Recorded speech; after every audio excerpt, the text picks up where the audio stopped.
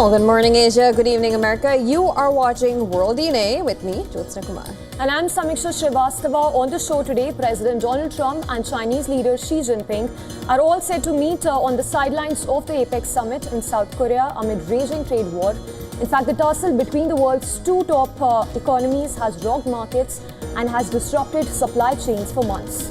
We'll get you all the details on that. Also on the show, Israeli Prime Minister Benjamin Netanyahu has toured the U.S.-Israeli headquarters of the multinational force overseeing the Israel-Hamas ceasefire as he vowed joint effort to ensure Hamas demilitarization and disarmament. We'll get you all the details on that story. Let's begin with the headlines.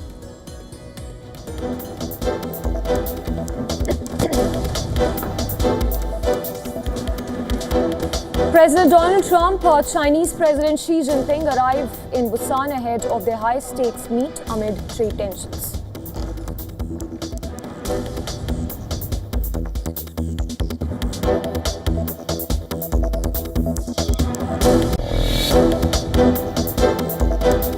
As he has instructed the U.S. Department of War to immediately resume testing nuclear weapons on an equal basis with other nuclear powers.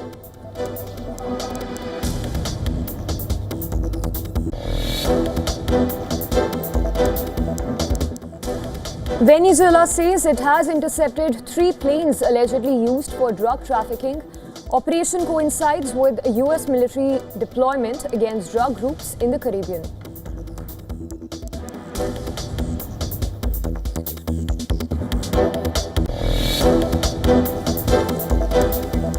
U.S. Defense Secretary Pete Hegseth confirms 4 killed in strike on boats suspected of carrying drugs in the Pacific.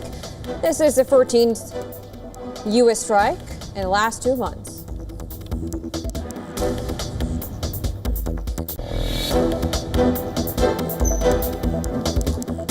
IED blast targets a convoy of security forces in Pakistan's Khyber Pakhtunkhwa province. At least 6 soldiers killed.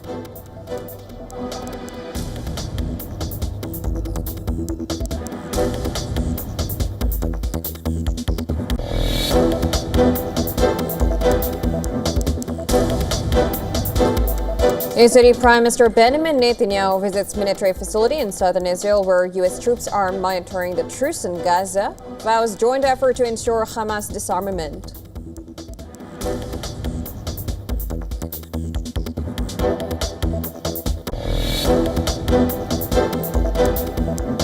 Sudan's paramilitary forces kill hundreds of people at the hospital as they seize the provincial capital of North Darfur. Head of paramilitaries pledge unified Sudan by peace or through war.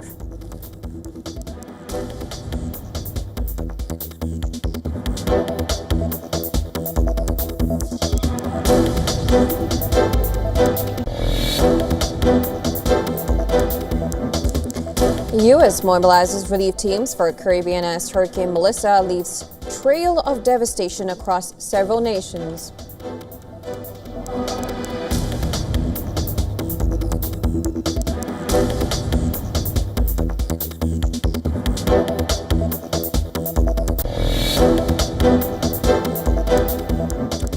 Nvidia reached a historic milestone, becoming the first ever to surpass a $5 trillion market valuation. The surge is fueled by booming demand for its AI chips, highlighting the company's dominance in the rapidly growing AI sector.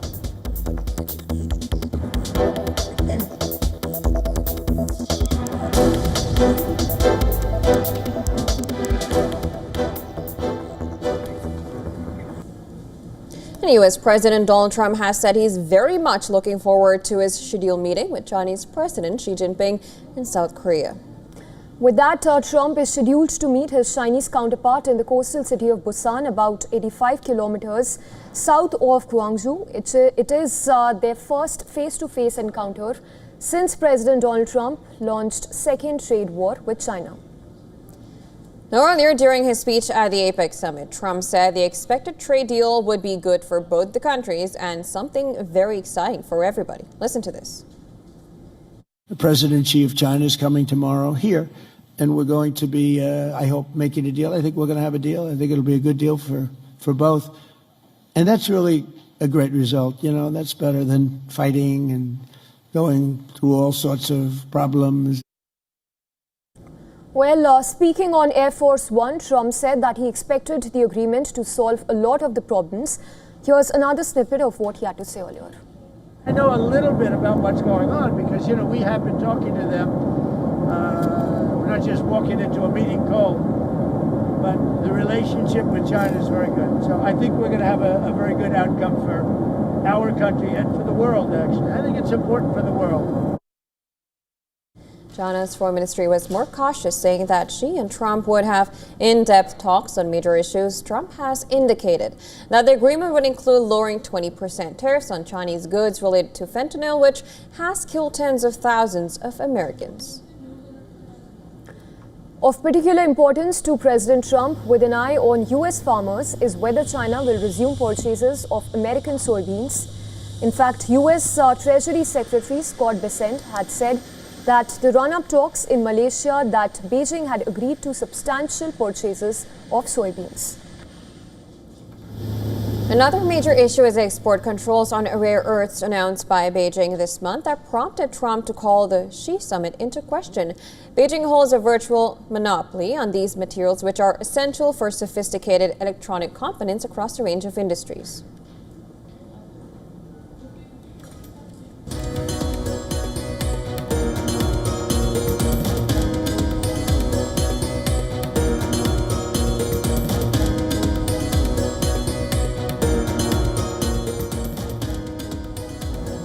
And joining us on the broadcast is our correspondent Seung-Go. She's joining us live from Seoul.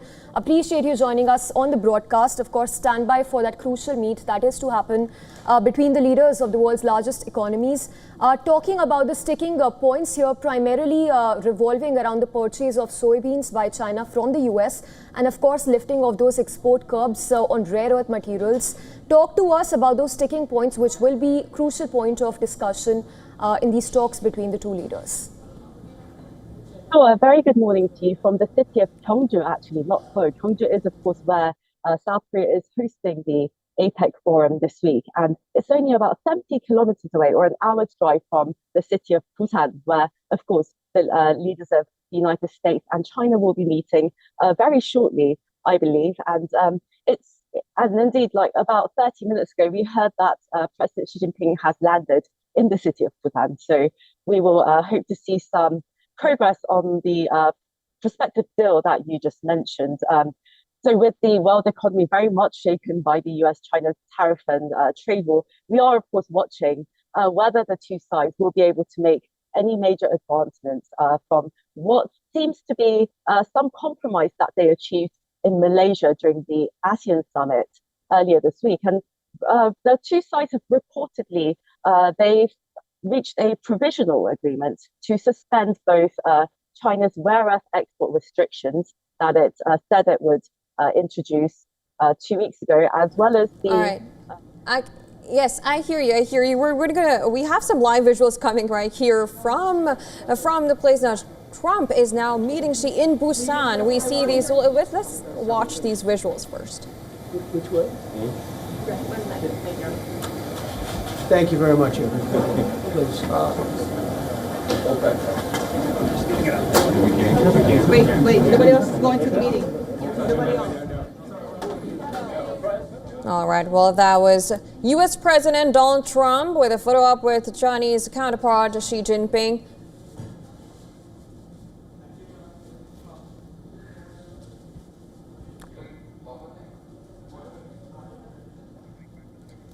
All right. Saying, I'm really sorry we interrupted you. We just got some live visuals from Busan and we saw the two leaders meeting. Now, it's interesting how this is taking place in South Korea, this meeting, which is interesting because when we talk about all the issues that are going to be on the agenda, we know that perhaps South China Sea and all these could be there. How is South Korea looking at this meeting?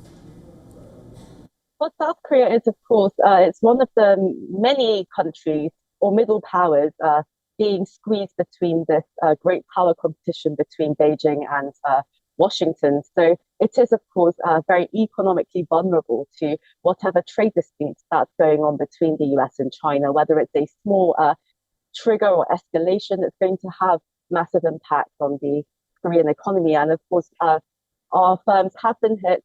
Most recently, the shipbuilder Hanwha Ocean, China decided to impose sanctions on five Hanwha Ocean subsidiaries in the US. And this, of course, comes as South Korea looks to strengthen shipbuilding cooperation with the United States. So South Korea is, of course, watching this with cautious optimism and also a sense of nervousness, of course. But we're looking at this, as we're looking at this, it appears to be quite a short meeting, as President Trump is reportedly set to depart very soon. He's set to leave for the US in about 2 hours or so. So it's not expected to be a very prolonged summit. And it's quite unlikely that the two leaders are going to completely settle their trade issues or their other political issues as well, given the short amount of time. And of course, this is the first summit that Trump is holding with Xi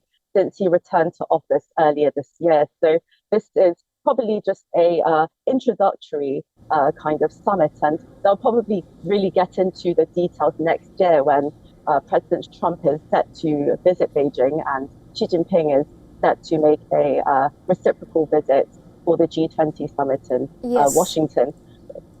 Yes, Seong, also, yes, sure. please continue. Oh, sure. And ahead of some important events in the political calendar for both Washington and Beijing, it's unlikely that the leaders would, though, it's unlikely that they would exacerbate their dispute, because President Trump, he faces US midterm elections next year, and it looks as though Chinese President Xi is seeking a fourth term in 2 years' time. So neither leader would really benefit from a prolonged trade war. So hopefully we will see some compromises, potentially some of the deals that you mentioned, China resuming to buy soybeans from the US, and the US perhaps halving its currently 20% tariffs on fentanyl-related tariffs to 10%. So we will have to watch for those.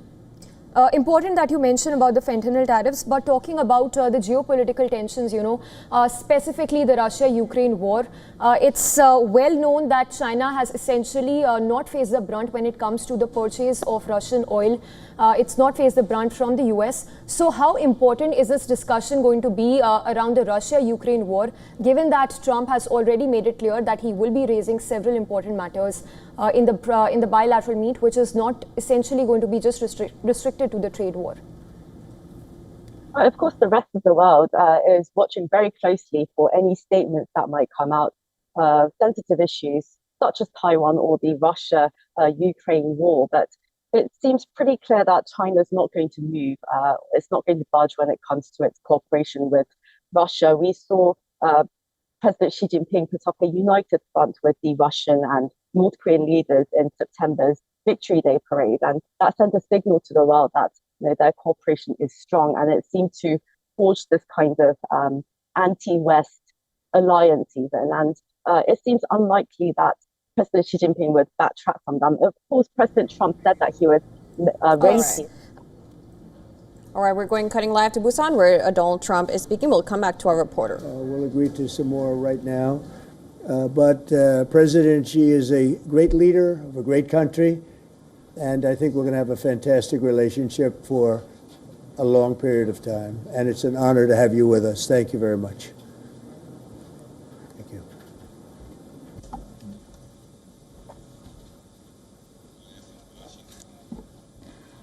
President Trump, it is a great pleasure for me as well to meet you.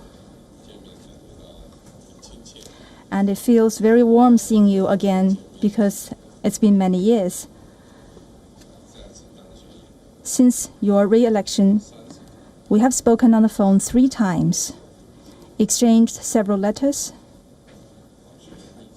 and stayed in close contact. Under our joint guidance, China-US relations have remained stable on the whole. Given our different national conditions, we do not always see eye to eye with each other, and it is normal for the two leading economies of the world to have frictions now and then. And in the face of winds, waves, and challenges, you and I, at the helm of China-US relations, should stay the right course and ensure the steady sailing forward of the giant ship of China-US relations. I always believe that China's development goes hand in hand with your vision to make America great again. Our two countries are fully able to help each other succeed and prosper together. Over the years, I have stated in public many times that China and the United States should be partners and friends. This is what history has taught us and what reality demands. A few days ago, in the latest round of consultation, our two economic and trade teams reached basic consensus on addressing our respective major concerns and made encouraging progress. This provided the necessary conditions for our meeting today. Mr. President, I am ready to continue working with you to build a solid foundation for China-US relations and create a sound atmosphere for the development of both countries. Mr. President, you care a lot about world peace, and you are very enthusiastic about settling various regional hotspot issues. I appreciate your great contribution to the recent conclusion of the Gaza ceasefire agreement. During your visit to Malaysia, you witnessed the signing of the Joint Declaration on Peace along the Cambodia-Thailand border, to which you had provided input. China has been helping in our own way Cambodia and Thailand properly settle their border disputes, and we have also been promoting peace talks to resolve other hotspot issues. The world today is confronted with many tough problems. China and the US can jointly shoulder our responsibility as major countries and work together to accomplish more great and concrete things for the good of our two countries and the whole world. I look forward to exchanging views with you on questions important for our two countries and the world. Thank you. Thank you. Thank you very much. It's great to have you all. Thank you very much. Mr. President, why did you change your nuclear plans? Why are you going to be doing more nuclear testing? Thank you very much, everybody. Appreciate it. Thank you. Thank you very much.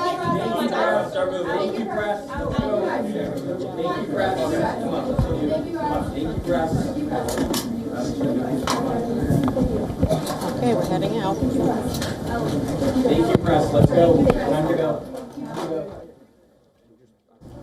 All right, so a delegation level meet which is currently taking place, which is going to be followed by in-person, by closed-door meet between the two leaders in just some time from now. In fact, Trump had earlier said that he would have in-depth talks on major issues. Trump had even indicated that the agreement would include lowering 20% tariffs on Chinese goods related to fentanyl, which has killed tens of thousands of Americans.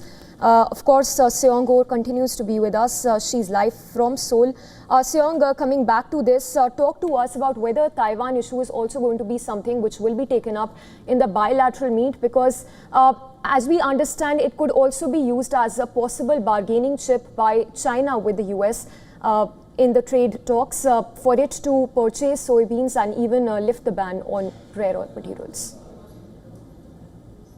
Well, realistically, it's going to be very hard for these two leaders in this one meeting to be able to narrow their fundamental differences on Taiwan. Of course, the US is a staunch supporter of Taiwan, and Beijing is, of course, seeking a statement from Trump that that would reduce or somewhat lessen its position that supports Taiwan as an independent state. But that's presumably not going to be something that Trump can do fundamentally. So it could be waived as a bargaining chip, but realistically, it's not going to be a core issue here. And as mentioned, the two leaders, they currently have no incentive to worsen their relationship.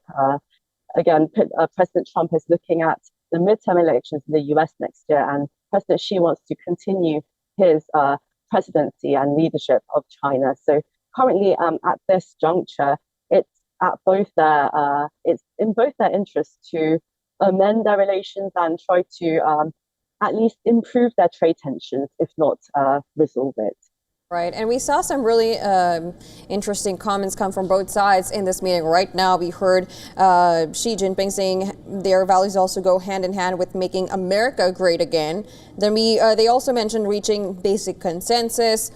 Xi praising Trump about the fact that he solved the Gaza war, and of course the Cambodia-Thailand one. How do you assess these talks right here? These comments that just came in. Well, it's very interesting, and it seems that perhaps President Xi Jinping is taking a leaf out of he's learned from the examples of South Korean President Lee Jae-myung and Japanese Prime Minister Sanae Takaishi in preemptively bringing up sticking points with the US. We saw the Japanese Prime Minister bringing up defense cost issues even before Trump raised it, and President Lee Jae-myung, of course, bringing up a string of issues, including potential peace with North Korea and also defense cost issues. So what these leaders have been doing is trying to perhaps surprise Trump by bringing up the issue first, and perhaps that's what President Xi Jinping is doing. And also in terms of seeking the development of both countries and all this rhetoric that we heard from him just now, it seems that China is very adamant about putting itself at a very level position, the same position with the US as another great power relative to other powers in the world, right? Because until now, perhaps the US has treated China like maybe like a junior great power. And here with Xi's comments, it seems that he's coming to the table saying that we're in this together, we are level in terms of power. And that's how he seems to be coming into this meeting. Yes, Seung, also talking about TikTok, it's been a bone of contention between the US and the Chinese side. In your view, do you think a deal can essentially be reached upon in order to allow TikTok run its business in the US? Perhaps TikTok could be added to one of the compromises that the two leaders make on this Thursday, but it seems again it's going to mostly the trade and tariff talks are going to dominate their talks, because those were the most sensitive points for both economies, with China being reacting very sensitively to the US, possibly restricting its exports of tech goods, and the US, of course, being very worried about China restricting its pool of minerals. The two economies, it looks like they aren't going to ever, perhaps, completely settle their trade issues, and it looks like they are fundamentally decoupling and really pressuring their partners, allies to do the same. So perhaps TikTok might be in there as one of the smaller compromises, but today it's going to be all about the tariffs.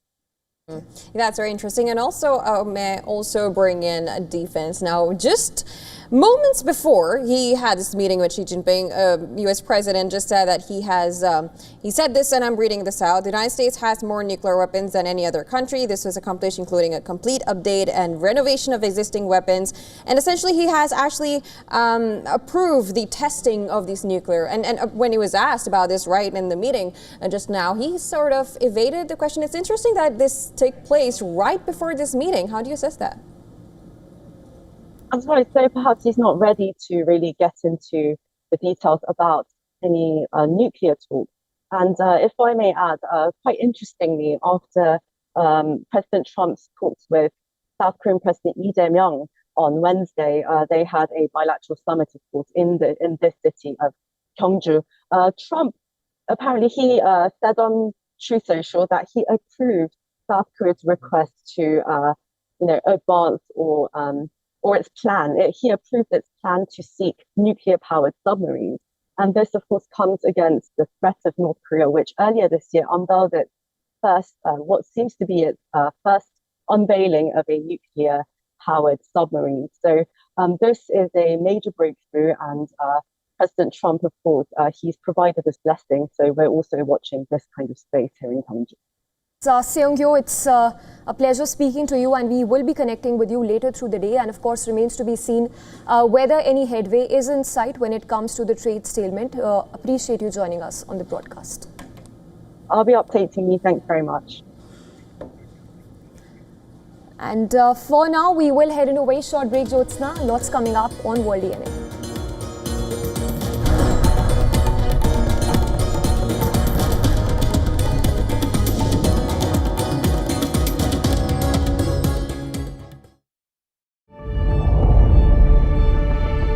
The Earth is sending distress signals. Wildfires, droughts, and melting glaciers. Can we reverse the damage? Explore the harrowing effects of climate change. It's a wake-up call. Global emergency. Climate Tracker on WION World is One. From the bustling trading floors of Wall Street to the vibrant exchanges of Asian stock markets, WION breaks it down for you to make sense of what's happening. As we reveal the key factors behind events, strategic battles, and the game-changing business decisions that shape the world. We bring you all of this and more on World Business Watch. Where darkness hides behind every corner. Where the truth is stranger than fiction. A show that dives deep into the stories which shock and mystify. Unsolved murders. Psychopaths who defy explanation.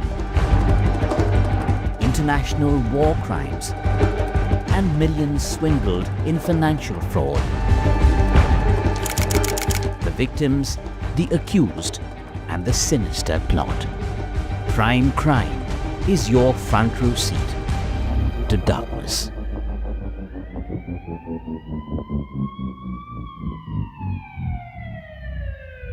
WION, India's global voice, the channel that brings you the biggest stories from across the world through India's lens.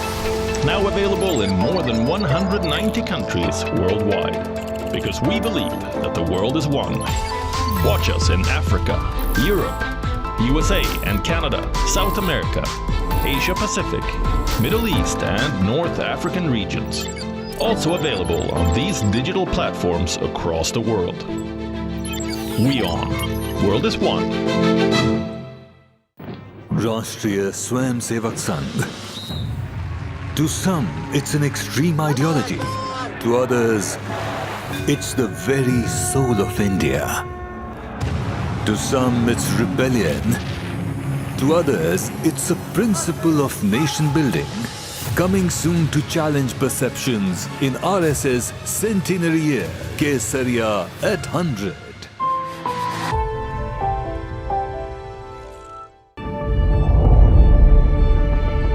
The Earth is sending distress signals. Wildfires, droughts, and melting glaciers. Can we reverse the damage? Explore the harrowing effects of climate change. It's a wake-up call. Global emergency. Climate Tracker on WION World is One.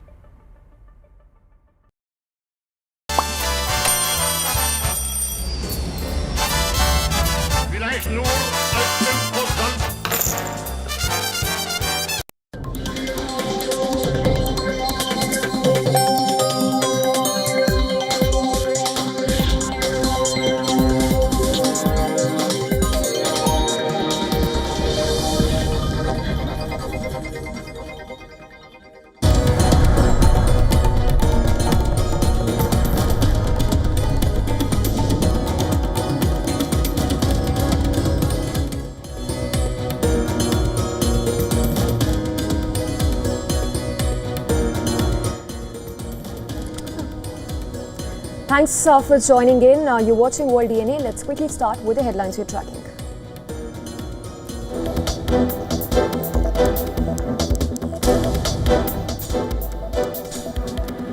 U.S. President Donald Trump meets China's Xi Jinping in South Korea amid trade tensions.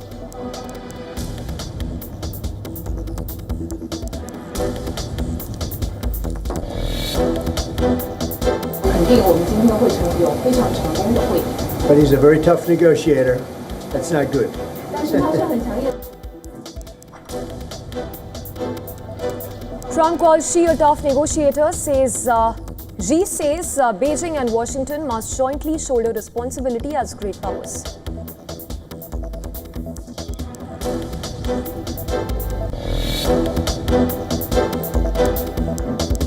Trump says he has instructed the U.S. Department of War to immediately resume testing nuclear weapons on an equal basis with other nuclear powers.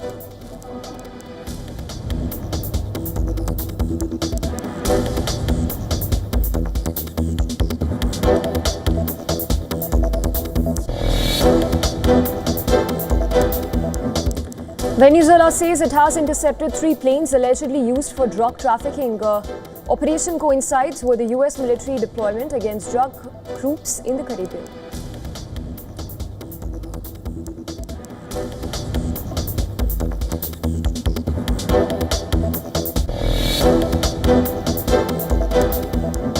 U.S. Defense Secretary Pete Hegseth confirms 4 killed in strike on boats suspected of carrying drugs in the Pacific. This is the 14th U.S. strike in the last 2 months.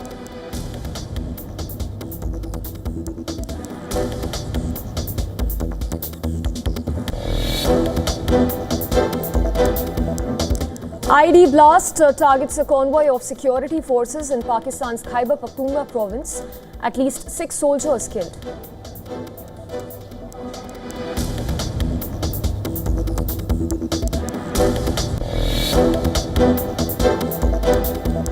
Israeli Prime Minister Benjamin Netanyahu visits military facility in southern Israel where U.S. troops are monitoring the truce in Gaza, vows a joint effort to ensure Hamas disarmament.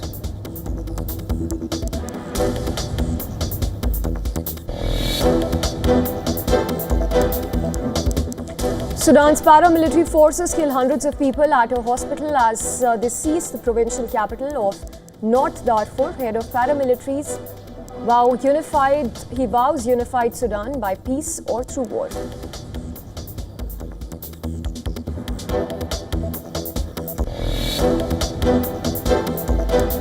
The U.S. mobilizes relief teams for Caribbean as Hurricane Melissa leaves trail of devastation across several nations.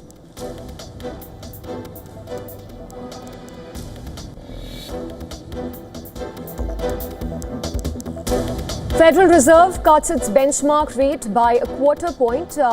Chairman Jerome Powell warns further cuts this year are not guaranteed, says the central bank is driving in the fog amid weak data and internal split views.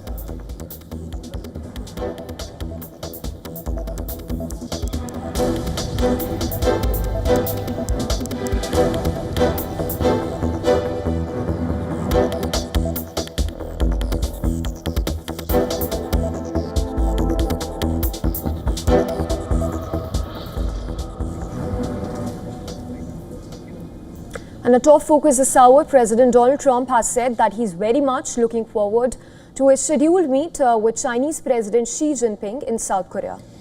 Trump is meeting his Chinese counterpart in the coastal city of Busan, about 85 kilometers south of Gyeongju, in their first face-to-face encounter since U.S. President launched a second trade war with China. Earlier during his speech at the APEC summit, President Trump had said that the expected trade deal would be good for both the countries and something very exciting is in the offing for everyone. The President Xi of China is coming tomorrow here, and we're going to be, I hope, making a deal. I think we're going to have a deal. I think it'll be a good deal for both. And that's really a great result. You know, that's better than fighting and going through all sorts of problems. I know a little bit about what's going on because, you know, we have been talking to them. We're not just walking into a meeting cold, but the relationship with China is very good. So I think we're going to have a very good outcome for our country and for the world, actually. I think it's important for the world. And talks are still taking place, but China's foreign ministry had earlier been cautious, saying that Xi and Trump would have in-depth talks on major issues. And Trump had indicated that the agreement would include lowering 20% tariffs on Chinese goods related to fentanyl, which has killed tens of thousands of Americans. Of particular importance to President Trump, with an eye on US farmers, is whether China will resume purchases of American soybeans. Also, statement by US Treasury Secretary Scott Bessent earlier stated that the run-up talks in Malaysia that Beijing had agreed to substantial purchases of the same. Another major issue is export controls on rare earths announced by Beijing this month that prompted Trump to call the Xi summit into question. Beijing holds a virtual monopoly on these materials, which are essential for sophisticated electronic components across a range of industries. Now, Chinese leader Xi Jinping had earlier in a meeting with President Donald Trump had praised him on his peacekeeping efforts, even though he said Beijing and Washington don't always see eye to eye. And I'm just quoting him, what he said: given our different national conditions, we do not always see eye to eye with each other, and it is normal for the two leading economies of the world to have frictions now and then. And well, despite their differences, she said the two leaders should stay the right course and ensure the steady sailing forward of the giant ship of U.S.-China relations. He added, I always believe that China's development goes hand in hand with your vision to make America great again. And notably, hours before his expected meet with Chinese President Xi Jinping, the bilateral that is to take place in just minutes from now, he'd said that he's ordered the Department of War to begin testing US nuclear weapons on an equal basis with other countries. He'd posted the statement on his social media platform, and quoting that statement, he'd said that the US has more nuclear weapons than any other country. It was accomplished, including a complete update and even renovation of existing weapons during my first term in office. Because of the tremendous destructive power, I hated to do it, but it had no choice. And Russia is second and China is distant third, but we will be even in 5 years, is what the statement by President Trump said. Right. Absolutely. And of course, Trump had also started talking with Xi there, saying and had lavish praises on his quote-unquote friend, China's leader Xi Jinping, as the leaders sat down for the high-stakes talks in South Korea. And I'm just going to quote Trump here. He said, it's a great honor to be with a friend of mine, really for a long time now. Trump praised Xi as distinguished and respected and a great leader of a great country. Now, he also said we will be having some discussions. I think we've already agreed to a lot of things, and we'll agree to some more right now. This is right before he went in the closed doors to have talks with Chinese president. Now, leaders of their top left are meeting in a small room at a conference table.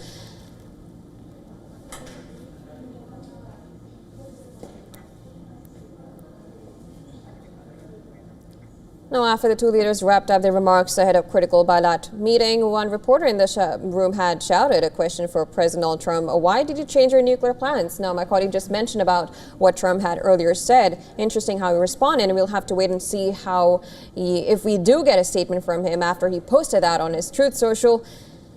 Now, on early Thursday morning, Trump had posted on Truth Social that the U.S. will being testing nuclear weapons in response to similar trials by other countries, and that's where we're going to be looking at. Sitting across the table from Chinese leader Xi Jinping, as the question would ask, Trump had paused and then he just sidestepped and said, thank you very much, everybody. And Jyotsa, another major issue is exports controls on rare earths announced by Beijing this month that prompted Trump to call Xi summit into question. So that's going to be an important area of discussion around lifting of export ban on rare earth materials and even purchase of soybeans, for that matter, by the US. Right. So and we see the aspects, visuals. right. Yeah, and the visuals that we see right now, this is where they met before going into those rooms to talk. And with apparently what they had said, Trump said, good to see you again. And then he shook Xi's hand, as we see right now, atop a red carpet in front of 2 American and 2 Chinese flags. And what else did he say? Well, of course, he said, we're going to have a very successful meeting. I have no doubt. He added, but he's a very tough negotiator. That's not good. We know each other very well. Now, these comments come right before they have both gone into a closed-door room discussing major topics, which I believe will be impacting a lot of things going on globally.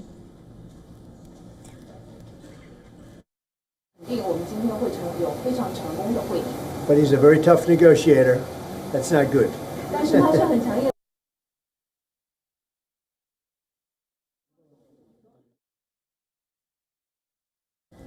So visuals on your screens are of the delegation level meet which was taking place just a short while ago between the Chinese and American officials, which will be followed by the bilateral between Xi and President Trump.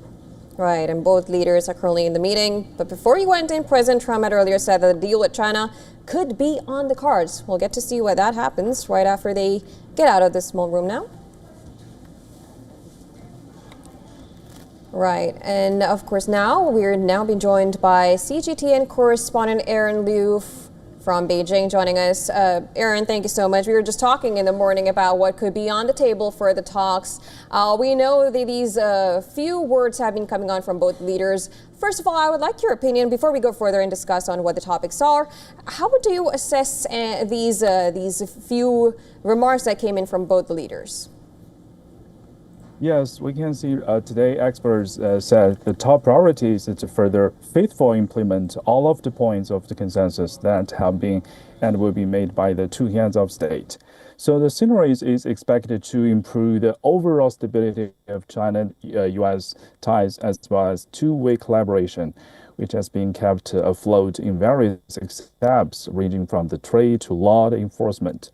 So the foreign ministry announced on Wednesday, as agreed by China and the U.S., she will meet with Trump in coastal city in the Republic of Korea to exchange views on the bilateral relations and issues of the mutual interest. So this will be the first face-to-face meeting between them since Trump assumed office in January for his second term as U.S. president. Foreign Ministry spokesman Guo Jiakun said head of state diplomacy plays an irreplaceable role in providing strategic guidance for China-US relations. Yes. Aaron, also if you could touch upon the TikTok business for that matter, do you think that is something which is of course a bone of contention, but something which could be taken up in the bilateral that is to happen shortly? Yes. That meeting, the two presidents will have in-depth communication on strategic and long-term issues concerning China-US relations, the major issues of common concern. And we can see that the government are willing to make joint efforts with the U.S. side to drive this meeting to yield positive outcomes and to provide new guidance and inject new impetus into the stable development of China-US relations. Right, and of course the other thing that somehow is there is the Russian oil. I know that's one issue that has been surrounding not just with China but also India. How much pressure do you think Trump can actually maintain when it comes to Russian oil, and what's the perspective of China there? For the latest updates, maybe we can follow the official website of Foreign Ministry. All right, of course, we'll be looking forward with that. And also when it comes to soybeans, we know that all these talks, they also impact, in the end, the netizens, the civilians of both the countries. American farmers are now hoping that this soybean talks does go well. Currently, I believe even citizens in China would be looking forward. What are the Chinese people, if you could just give us a perspective of how are they looking at these talks and what are they expecting to come out of these talks? Yes, feedback from major Chinese media outlets and social platforms show that Chinese people have paid great attention to this interaction between the two heads of state. Many netizens left comments saying they look forward to strengthen communication between China and the U.S. to promote exchanges and cooperation in economic, trade, cultural, and people-to-people fields. So the general public opinion holds that a sound and a stable China-U.S. relationship will help bring more tangible benefits to the people of both countries, and it's also conducive to world peace and development.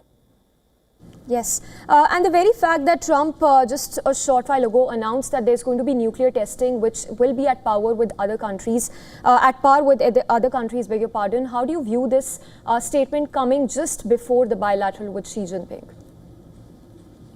I think Foreign Ministry spokesperson that the head of state diplomacy plays an irreplaceable strategic guiding role in China-U.S. relations. So during the meeting, the two heads of state will have in-depth discussions on strategic and long-term issues concerning bilateral ties, as well as major international and regional issues of shared concern. Right. And when we look at the tariffs, now that's one other contention topic which we of course, this will be on the table. And Trump has been so far successful. If you look at ASEAN, he has been able to use trade and tariffs as a weapon. How strongly do you think Trump can come out, and how will China be responding when it comes to tariff? Right now, we also follow the latest updates by following the official website of Foreign Ministry. But I want to say, in terms of trade, the economic and trade relationship between China and the U.S. is one of the most important in the world. Smooth trade relations between the two countries support the stable growth of global trade. In terms of investment, direct investment between the two countries drives the cross-border transfer of technology, industry, and management experience, and promotes the efficient allocation of global capital. Right. In your view, in bullet points, if you were to enumerate for us, what are those issues that we are looking at which will primarily dominate the talks between Xi and Trump? Right now, I want to say emphasized about the Asia-Pacific families once again bracing an important moment, and China is also proposed to include actively expanding a voluntary opening up, promoting innovative growth in trade, broadening two-way investment cooperation, and advancing high-quality cooperation under the Belt and Road Initiative will open a broader space for cooperation between China and other Asia-Pacific economies. Yes. Right, and before this, these talks were held, I know there was somehow a very positive reaction from America saying that some substantial substantial progress has been there. China, on the other hand, was somehow cautious when it came to that. If you could just enumerate on that, like, how has the China, if you could give us information, what kind of substantial topics have both these countries talked upon and agreed upon primarily?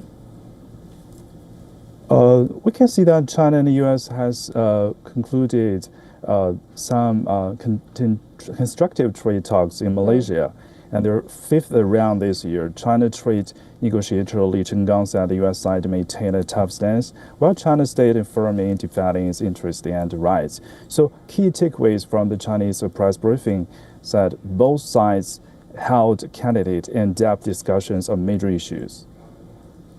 Right. Aaron, appreciate you joining us on the broadcast. We'll connect with you later in the day as the day progresses, and of course remains to be seen if there is any headway and breakthrough in talks. Appreciate you joining us on the broadcast. Thank you.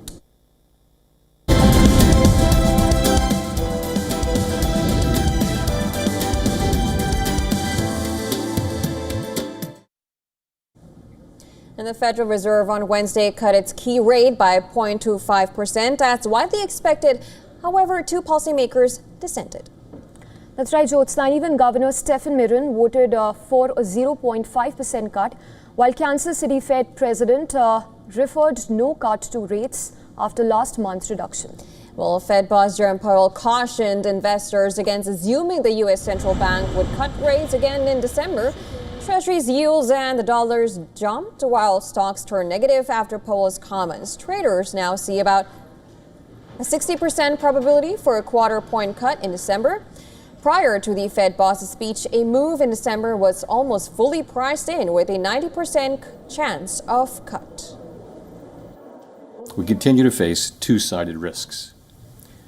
In the committee's discussions at this meeting, there were strongly differing views about how to proceed in December. A further reduction in the policy rate at the December meeting is not a foregone conclusion. Far from it. Policy is not on a preset course. Federal policymakers repeated their assessment of the job gains have slowed, and that the policy statement post the meeting said risks to employment rose in recent months. Officials also characterized economic growth as moderate.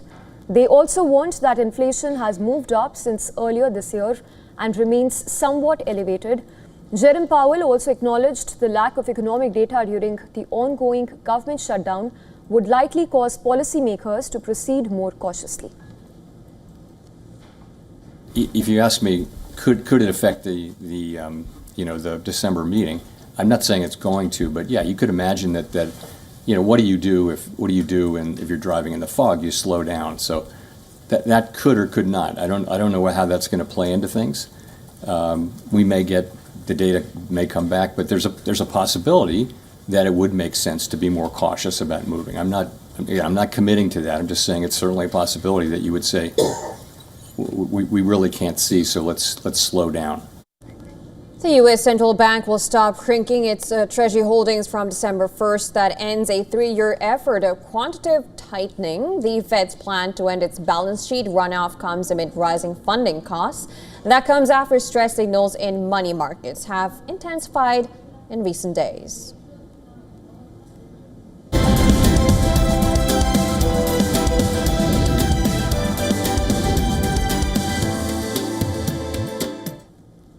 Moving on then, China has urged the US to safeguard the stability of global production and supply chains for semiconductor chips. And the call comes after NVIDIA founder Jensen Huang said he re-entering the Chinese market would be a major win for the company. Huang, while speaking to investors after a keynote address, said that NVIDIA currently has $0 in revenue from China, further adding that its market share in the country has fallen from 95% to 0. He also said a return would represent a huge bonus if Washington and Beijing can reach an agreement. So we've taken China out of our forecast. We're currently shipping $0. Our market share has gone from 95% to 0, which is very disappointing. But nonetheless, we're currently assuming China is going to be 0% of our business. And if it comes back, if President Trump was able to negotiate, or if China would like us to come back to China, it's going to be a huge bonus for us. Huang's comments prompted a response from Beijing. Listen to this. China has repeatedly stated its principled position on the issue of U.S. chip exports to China. We hope the U.S. side will take concrete actions to help maintain the stability of global production and supply chains. The US has long placed restrictions on sales of NVIDIA's most advanced chips to China. Both the first Trump administration and later former President Joe Biden had maintained this stance. However, reports now suggest that in the second term, the Trump administration may be even open to allowing limited chip sales to China. In fact, additionally, Wang has also argued that access to the Chinese markets worth an estimated $50 billion is crucial for funding research and even development in the US. The exchange comes ahead of a high-stakes meeting between President Trump and Chinese President Xi Jinping in South Korea's Busan. This is their first face-to-face since 2019. And the talks are taking place on Sidelines of the APEC summit, which are expected to cover a range of topics from tech exports and rare earths to trade tariffs and the war in Ukraine, as well as the future of TikTok.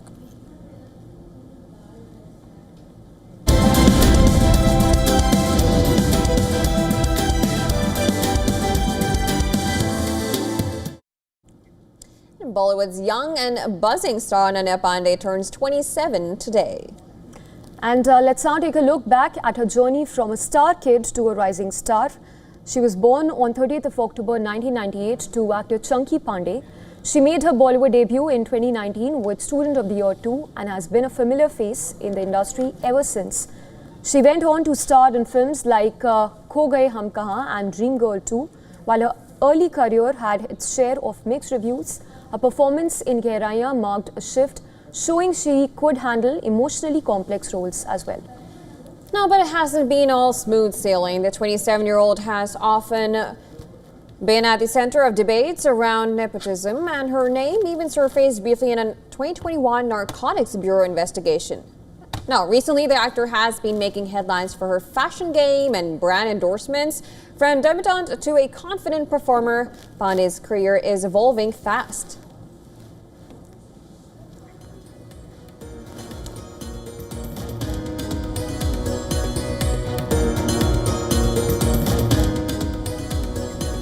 All right, with that, we call a wrap to WION's World DNA. We'll be back with more news and updates on the other side. Thanks for watching. You're watching WION for this month.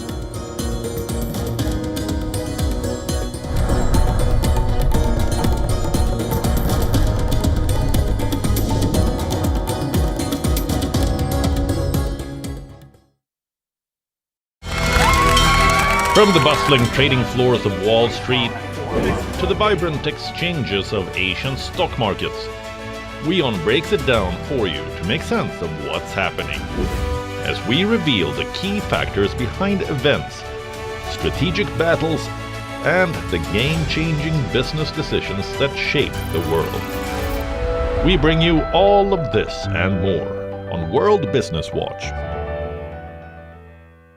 Rashtriya Swayamsevak Sangh.